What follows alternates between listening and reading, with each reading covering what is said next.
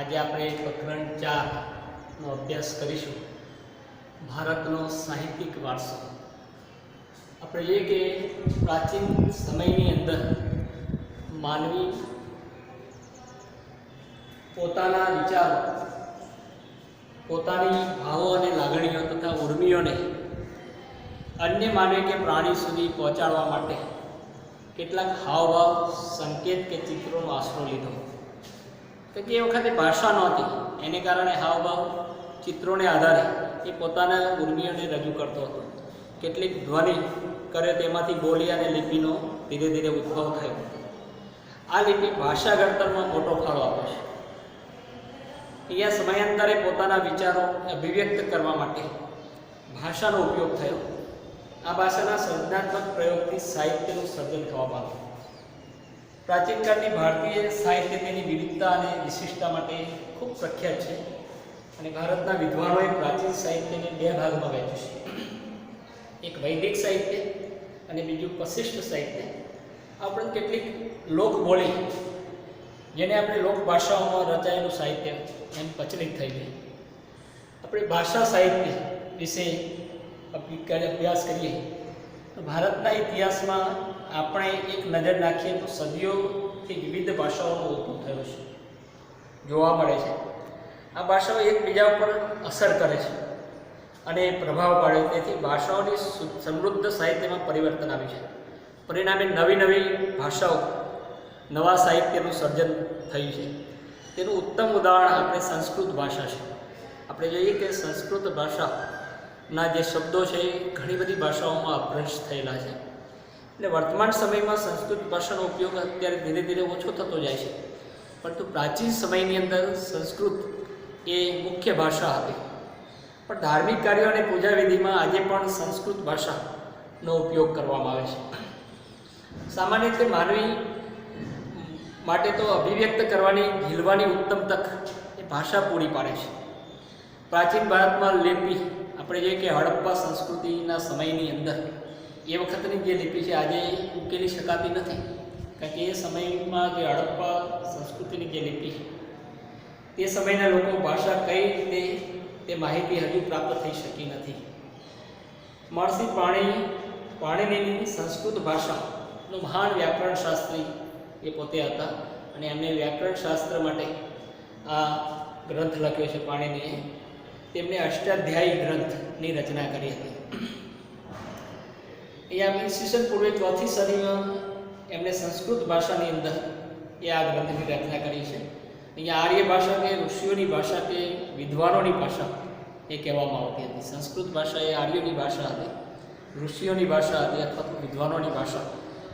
આજના સમયની અંદર વિશ્વકક્ષાએ સર્વસ્વીકૃત, ખાસ કરીને કોમ્પ્યુટર ક્ષેત્રે આપણે જોઈએ કે કોમ્પ્યુટરની શરૂઆત એ સંસ્કૃત ભાષાથી થઈ છે અને એ સંસ્કૃત ભાષા જ એ કોમ્પ્યુટર સાથે જોડાયેલી છે. અહીંયા સંસ્કૃત ભાષા મુખ્યત્વે ધર્મ, તત્વજ્ઞાન અને વિજ્ઞાનની ભાષા હતી. પ્રાચીન ભારતીય સાહિત્ય આપણે જોઈએ કે પ્રાચીન ભારતીય સાહિત્યની અંદર આપણા જે વેદો છે, જે આપણે બધા જાણીએ છીએ કે આપણા 4 વેદો છે, એમાં સૌથી મોટામાં મોટો વેદ અને પ્રાચીન વેદ ઋગ્વેદ છે. ત્યાર પછી સામવેદ, યજુર્વેદ અને અથર્વવેદ. આ 4 વેદો એ આપણા સૌથી પ્રાચીન, જ્યારે સાહિત્યની રચના થઈ હતી ત્યારે એ સૌથી પહેલાં વેદો લખાયા હતા.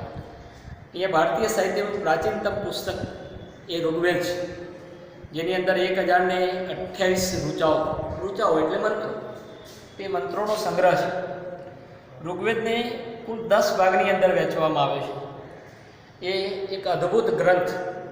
આ ઋચાઓમાંથી મોટાભાગના દેવોને લગતી સ્તુતિઓ, અહીંયા આ સ્તુતિઓ યજ્ઞ પ્રસંગે કરવામાં આવતી. તેમાંથી ઉષાને સંબોધન કરતી કેટલીક સ્તુતિઓ એ ખૂબ મનમોહક છે. આ ગ્રંથ સપ્ત સિંધુ પ્રદેશમાં વસેલા આર્યોની રાજકીય, સામાજિક, ધાર્મિક તેમજ આર્થિક બાબતોનું એમાં વર્ણન આવે છે.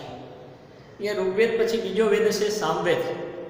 આપણે જોઈએ કે ઋગ્વેદની જે ઋચાઓ છે એ ઋચાઓનું ગાન કરવા માટે એ સામવેદની રચના કરવામાં આવી છે. અહીંયા આ શ્લોક રાગ અને લય સાથે ગવાય છે, માટે તેને સંગીતની ગંગોત્રી તરીકે ઓળખવામાં આવે છે. તમારે આ પ્રશ્ન પૂછાય છે કે કયો ગ્રંથ અથવા તો કયો વેદ એ સંગીતની ગંગોત્રી છે. તો સામવેદ એ સંગીતની ગંગોત્રી છે, કારણ કે એમાં લય અને તાલ સાથે ઋગ્વેદની જે ઋચાઓ છે ઋચાઓનું ગાન થતું હોય છે. ત્રીજો વેદ આપણે જોઈએ તો યજુર્વેદ છે. યજુર્વેદ જે છે એ ખાસ કરીને યજ્ઞનો વેદ કહેવામાં આવે છે. આપણા ત્યાં જે અલગ અલગ પ્રકારના જે યજ્ઞો થાય છે, યજ્ઞોની અંદર જે ઋચાઓનો ઉપયોગ થાય છે, તો આ રીતે ગદ્ય અને પદ્ય એમ બે સ્વરૂપે આખો એ ગ્રંથ રચાયેલો છે. યજ્ઞ વખતે બોલવામાં આવતા જે મંત્રો છે એની ક્રિયાઓ અને વિધિઓનું એ વિસ્તારપૂર્વક વર્ણન આ ગ્રંથની અંદર કરવામાં આવ્યું છે. ચોથો વેદ આપણો જોઈએ તો અથર્વવેદ. તો અથર્વવેદ એ કર્મકાંડ અને સંસ્કારોનું વર્ણન, બાળકના જન્મથી માંડીને એનો જે યજ્ઞોપવિત જે સંસ્કારો છે એ સંસ્કારોનું વર્ણન, માનવીના મૃત્યુ પછી જે કર્મકાંડ છે એ કર્મકાંડની એ આખી માહિતી એ એની અંદર આપવામાં આવેલી છે. ત્યાર પછી આપણે જોઈએ કે ઉપનિષદો. તો આપણા કુલ ઉપનિષદ 108 ઉપનિષદ છે. અહીંયા સાહિત્યમાં બ્રહ્માંડનો આરંભ, જીવન, મૃત્યુ, ભૌતિક, આધ્યાત્મિક જગત, જ્ઞાન, પ્રકૃતિ અને બીજા અનેક દાર્શનિક પ્રસંગોનું એ વિવેચન આ ઉપનિષદમાં કરવામાં આવ્યું છે. એમાં બૃહદારણ્ય અને સંદોગ શરૂઆતમાં ઉપનિષદો છે. ઉપનિષદ સંવાદના સ્વરૂપના છે. એમાં મુક્તિકો ઉપનિષદમાં તેની કુલ સંખ્યા 108 દર્શાવવામાં આવે છે કે 108 એ ઉપનિષદ છે. ત્યાર પછી બ્રાહ્મણ ગ્રંથ. આપણે જોઈએ કે વેદોના મંત્રનો અર્થ સમજવા માટે જે આપણા 4 વેદો છે એ 4 વેદોના મંત્રોનો જે અર્થ છે એ અર્થ સમજવા માટે તેના ઉપર પદ સ્વરૂપમાં રચાયેલી ટીકાઓનો બ્રાહ્મણ ગ્રંથોનો સમાવેશ થયો છે. એમાં જુદા જુદા યજ્ઞો અને તેને લગતી વિધિઓ માટેનું આખું એ માર્ગદર્શન આ બ્રાહ્મણ ગ્રંથોમાં આપેલું છે. ત્યાં પછી આરણ્યકો. અહીંયા આપણે જોઈએ કે આર્યો તેમના જીવનનો અંતિમ સમય અરણ્ય એટલે વન, તો વનની અંદર ગુજારતા હતા, વનમાં જઈને ગાળતા. તો વન અથવા તો અરણ્ય આ આશ્રમવાદીને સતત એનું ચિંતન કરતા. એના એ ચિંતનના સમયની અંદર જે રચાયેલા તત્વજ્ઞાનથી ભરપૂર એવા સાહિત્ય, એ સાહિત્યને આરણ્યકો તરીકે ઓળખવામાં આવે છે. તો આરણ્યકો જે છે એના પછી વેદાંત. આપણે જોઈએ કે આ સાહિત્ય કર્મકાંડ ઉપરાંત જ્યોતિષશાસ્ત્ર, ત્યાર પછી વ્યાકરણ અને ખગોળશાસ્ત્ર, જે અવકાશી જ્ઞાન જે છે એ અવકાશી જ્ઞાન એ વેદાંગોની અંદર મળે છે. ભારતમાં મુખ્ય 2 મહાકાવ્યો છે, એક રામાયણ અને બીજું મહાભારત. અહીંયા આપણે જોઈએ કે તે આ બંને ગ્રંથો ખૂબ પ્રાચીન છે અને આ મહાકાવ્યનું વર્તમાન સ્વરૂપ તો ઈસવીસનની 2જી સદીમાં મળ્યું હતું. રામાયણની અંદર અયોધ્યાના રાજવી રામચંદ્રની જે કથા એ આખી વર્ણન કરવામાં આવી છે. આ મહાકાવ્ય મહાભારત કરતાં પણ ઘણું નાનું છે. તેમાં અનેક દિલચસ્પ ઘટનાઓ અને સાહસોનું વર્ણન કરાયેલું છે. મહાભારતમાં લગભગ 1 લાખ શ્લોક છે.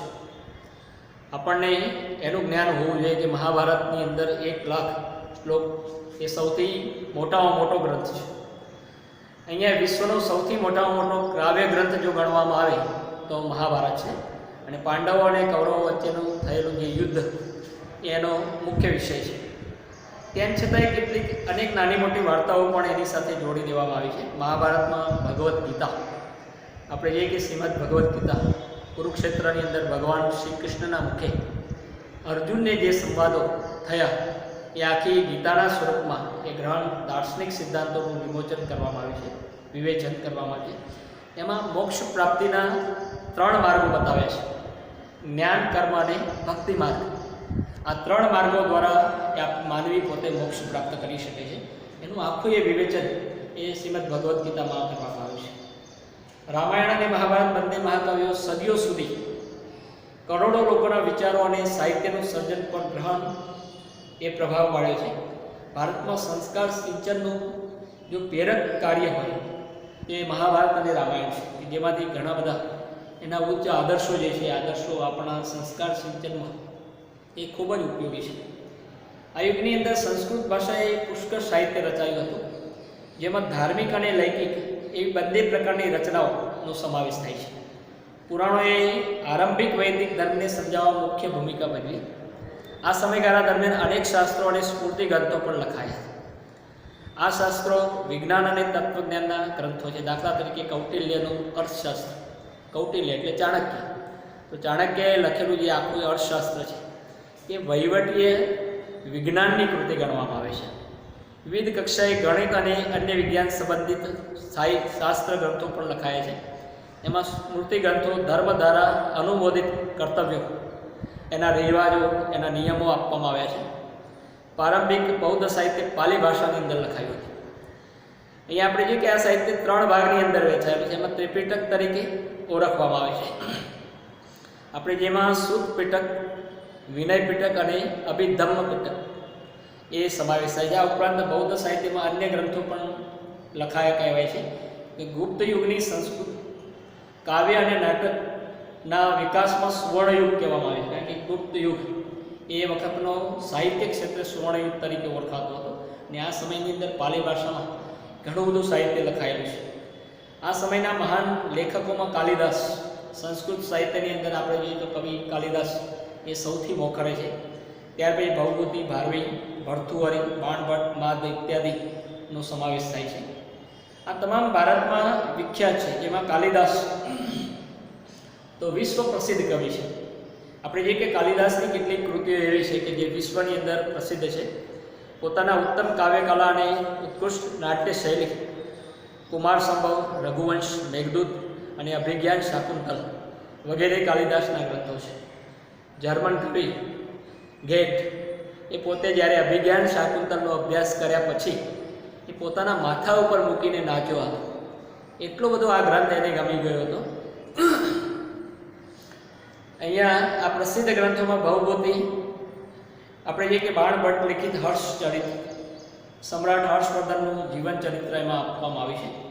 બાણે કાદંબરીની રચના કરી. આ સમયમાં અન્ય પ્રસિદ્ધ ગ્રંથોમાં ભવભૂતિનું ઉત્તર રામચરિત, ત્યારબાદ ભારવીનું કિરાતાર્જુન્યમ, વિશાખા દત્તનું મુદ્રા રાક્ષસ, શુદ્રકનું મુચ્છ કટિકમ અને દંડીનું 10 કુમાર ચરિત્રનો સમાવેશ થાય છે. આ ગ્રંથોના મુખ્ય વિષયો રાજકીય ઘટનાઓ પર અને પ્રણય પ્રસંગો ઉપર, રૂપકો અને આશય પ્રસંગો તથા તત્વજ્ઞાન સાથે જોડાયેલા છે. અહીંયા જૂની ગુજરાતી ભાષા આપણે વાત કરીએ તો ગુજરાતી ભાષામાં પદ સાહિત્યનું રચાયું હતું. સમય જતાં ગુજરાતી ભાષાનું ખેડાણ થતાં અનેક કૃતિઓની રચના થઈ. તેમાં નરસિંહ મહેતા, મીરાબાઈ, દયારામ, અખો, પ્રેમાનંદ પ્રીતમ, ગંગા સતી જેવા સાહિત્યકારોએ પદો, ગીતો, ત્યારબાદ ગરબી, છપ્પા અને આખ્યાન કાવ્યો વગેરેની રચના કરી. ગુજરાતી સાહિત્યના વારસાને સમૃદ્ધ બનાવ્યો. એ પછી નર્મદ, નવલરામ, મહેપતરામ, રૂપરામ, નીલકંઠ, ગોવર્ધનરામ ત્રિપાઠી, કિશોરલાલ મશરૂવાલા, પન્નાલાલ પટેલ, ઉમાશંકર જોશી જેવા સાક્ષરવાયોએ ગુજરાતી સાહિત્યને ખૂબ સમૃદ્ધ કર્યું છે. આજે આપણે જોઈએ કે ગુજરાતી સાહિત્ય જો આટલું બધું સમૃદ્ધ હોય તો આ બધાના કારણે છે. અહીંયા તમિલ, તેલુગુ અને કન્નડ તથા મલયાલમ ભાષા, જે દ્રવિડ કુળની ભાષાઓ કહેવામાં આવે છે, તો જે દક્ષિણમાં બોલાય છે, આ દ્રવિડ કુળની જે ભાષાઓ છે એ સાહિત્યનો આ સમયમાં ઘણો બધો વિકાસ થયો હતો. જેમાં સૌથી જૂની ભાષા જો હોય તો તમિલ ભાષા છે. એનું સાહિત્ય ઈસવીસન પ્રારંભમાં જેટલું જૂનું છે એ ભારતની પ્રચલિત પરંપરા 3 સંગમોનું આયોજન થયું છે. જેમાં અનેક સંતો, કવિઓએ પોતાની રચનાઓ તૈયાર કરી. સંગમ સાહિત્ય અનેક વિષયો છે, જેમ કે રાજનીતિ, યુદ્ધ, પ્રેમ પ્રસંગ વગેરે. આ સાહિત્યનો પ્રસિદ્ધ ગ્રંથ એતુ થોક્કઈ એ 8 કાવ્યોનું સંકલન છે. તેલકાપ્યમ એ વ્યાકરણ ગ્રંથ છે અને પથ્થુપાતુ એ 10 ગીતોનો સંગ્રહ છે. આ પૈકી એક કવિ તિરુવલ્લુવરે વિખ્યાત ગ્રંથ કુરુલની રચના કરી. આ કાવ્ય ગ્રંથમાં જીવનના અનેક પાસાઓનું વિવેચન કરવામાં આવ્યું છે. એ શિલપ્પતિકારમ અને મણિમેખલાઈ પ્રારંભિક તમિલ સાહિત્યના વિખ્યાત ગ્રંથો ગણવામાં આવે છે. ત્યાર પછી મધ્યકાલીન સાહિત્યની વાત કરીએ આપણે તો મધ્યકાલીન સાહિત્ય એટલે ભારતનો જે મધ્યયુગની જ્યારે શરૂઆત થઈ ત્યારે સંસ્કૃત ભાષાની ભાષા આપણે જોઈએ કે સાહિત્યની ભાષા બની રહી હતી. ને આ યુગમાં કાશ્મીરની અંદર 2 મહાન ગ્રંથો લખાયા, જેમાં પહેલો સોમવેદનો કથા સરિત સાગર અને બીજો કલ્હણનો રાજ તરંગિણી. એમાં રાજ તરંગિણી આખો કાશ્મીરનો ઇતિહાસ છે. અહીંયા કાશ્મીરના ઇતિહાસને આલેખતો અત્યંત મહત્વપૂર્ણ ગ્રંથ. જો આપણે જોઈએ કે ઇતિહાસની લખવાની શરૂઆત જો થઈ હોય તો એ કલ્હણથી થઈ હતી. એમને જે રાજતરંગીની શરૂઆત કરી ત્યાંથી ઇતિહાસ લખવાની શરૂઆત થઈ. એમ કહેવામાં આવે છે કે આ સાચા અર્થમાં ભારતનો સર્વપ્રથમ ઐતિહાસિક ગ્રંથ એ રાજતરંગીણી માનવામાં આવે છે. આ સમયમાં બીજી મહત્વની રચનામાં જયદેવનું ગીત ગોવિંદ, જેની ગણના સંસ્કૃતના સુંદરમાં સુંદર કાવ્ય ગ્રંથોમાં થાય છે. આ સમયે અભ્રંશ થયેલી ભાષાઓમાંથી આધુનિક ભાષાઓનો વિકાસ શરૂ થયો. એવા કવિ ચંદ બરદાઈ, આપણે જોઈએ પૃથ્વીરાજનું નામ આપણે બધાએ સાંભળ્યું છે. એના કવિ તરીકે એ ચંદ બરદાઈ પોતે હતા. એમને પૃથ્વીરાજ રાસો, પૃથ્વીરાજના જીવન વિશેની આખી એક કથા એમાં વર્ણન કર્યું છે. હિન્દી સાહિત્યમાં પ્રારંભિક ગ્રંથ છે. પૃથ્વીરાજ ચૌહાણની વીરતાપૂર્વક કાર્યોનું વર્ણન એ આ ગ્રંથમાં કરવામાં આવે છે. આ ગ્રંથની રચના હિન્દી સાહિત્ય જગતમાં વીરગાથા યુગમાં એનો પ્રારંભ શરૂ થયો હતો. ને આ સમયે દક્ષિણ ભારતમાં સંસ્કૃત સાહિત્ય મોટા પ્રમાણમાં રચના થઈ, જેમાં શંકરાચાર્યનું ભાષ્ય એ સૌથી મુખ્ય છે. આ સમયે દ્રવિડકુળની ભાષાઓમાં વિશેષ વિકાસ થયો. થોડો સમય કન્નડ સાહિત્ય પણ જૈન ધર્મની ગાઢ અસર એના ઉપર થઈ હતી. અહીંયા આપણે જોઈએ કે અહીંયા કવિ પંપાએ આદિપુરાણની રચના કરી અને 16મા જૈન તીર્થંકર જીવનનું આલેખતું શાંતિ પુરાણ એ કવિ પોન્નાએ તૈયાર કર્યું હતું. આ ઉપરાંત રન્નાએ અજિતનાથ પુરાણની નામનું એક કૃતિઓ રચી હતી. એ યુગના કવિમાં પંપા, પોન્ના અને રન્ના એ પ્રારંભિક કન્નડ સાહિત્યની ત્રિપુટી તરીકે ઓળખવામાં આવે છે. તે કન્નડ સાહિત્યની ત્રિપુટી તરીકે આ ત્રણ એ કવિઓ ઓળખાય છે. એમાં પંપા, પોન્ના અને રન્ના.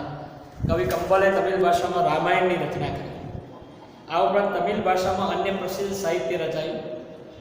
અહીંયા ભારતીય ભાષાનો વિકાસ અને સાહિત્ય કૃતિઓની રચના દિલ્હીના સલ્તનત કાળ દરમિયાન એ ખૂબ વેગીલી બની. અહીંયા હિન્દી ભાષાનો બે સ્વરૂપો વજ્ર અને ખડી બોલીનો પણ સાહિત્યિક રચનામાં વિનિયોગ થવા લાગ્યો. આ બંને ભાષાઓ અનેક ભક્તિ ગીતો રચાયા છે. એમાં હિન્દી અને ગુજરાતી ભાષા સાથે મળતી આવતી રાજસ્થાની ભાષા જે વીર ગાથાઓ લખાઈ છે. અહીંયા આલ્હા ઉદલ અને બિસલદેવ રાસો આ સમયની વિખ્યાત વીર ગાથાઓ છે. આ ઉપરાંત અન્ય આધુનિક ભાષાઓમાં પણ સાહિત્યની રચના થઈ, જેમાં મુલ્લા દાઉદનો ગ્રંથ ચંદ્રાયન એ અવધી ભાષાની અંદર સૌથી જૂનામાં જૂનો ગ્રંથ માનવામાં આવે છે. જો કે પ્રાચીન ગ્રંથોમાં પણ આપણે જોઈએ કે ભાષ્યો હજુ પણ આ સમયે સંસ્કૃત ભાષામાં રચાતા હતા.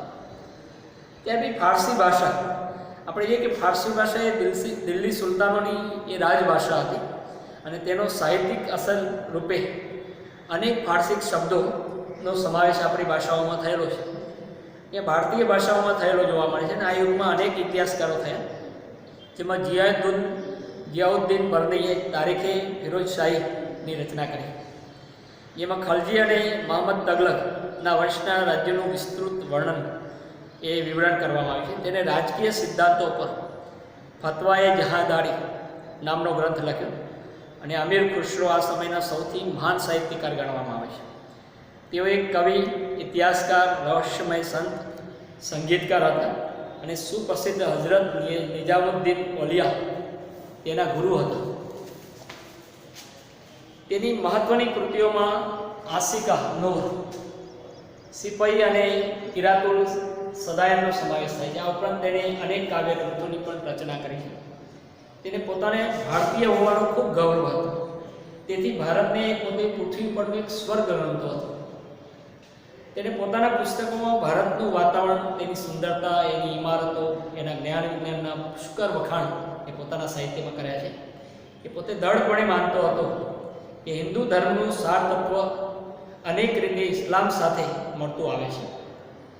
તે દિલ્હીની આજુબાજુ બોલવામાં આવતી ભાષાઓ હિન્દવી તરીકે ઓળખતો હતો, કહેતા હતા અને તેને પોતાની માતૃભાષા ગણાવે છે. આ ભાષાઓમાં તેમણે અનેક કવિતાઓ રચી છે. તેમણે હિન્દી, ફારસીને ભેગી કરી દ્વિભાષી ચોપાઈઓ અને દુહાઓ રચ્યા છે. તેમણે શરૂ કરેલી સ્વસ્થ પરંપરા તેમના પછી સદીઓ સુધી ચાલી રહી છે. બાકીનું આવતા વિભાગની અંદર આપણે ભણીશું.